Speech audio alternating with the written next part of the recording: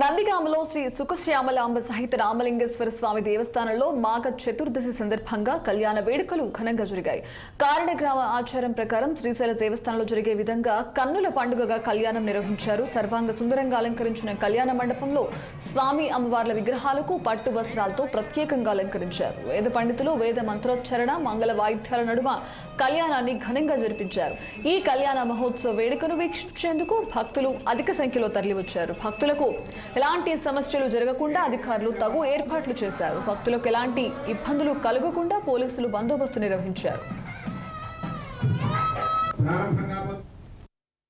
శ్యామలాంబ సమేత రామలింగేశ్వర స్వామి వారి ఆలయం శ్రీ రాజా శ్రీమంతు వాసిరెడ్డి వెంకటాద్రి నాయుడు గారి సమయంలో కాలంలో పునరుద్ధరించబడి ఉన్నతమైన గోపుర ప్రాకారాలు నిర్మింపబడి రాజాగారికి గల అపారమైన భక్తి ప్రపత్తులతో రాజాగారు భూ విరాళము దానం చేసి శ్రీ సుఖశ్యామలాంబ సమేత శ్రీ రామలింగేశ్వర స్వామి వారిల మీద ఆయనకున్న భక్తి ప్రపత్తుల్ని చాటుకున్నారు.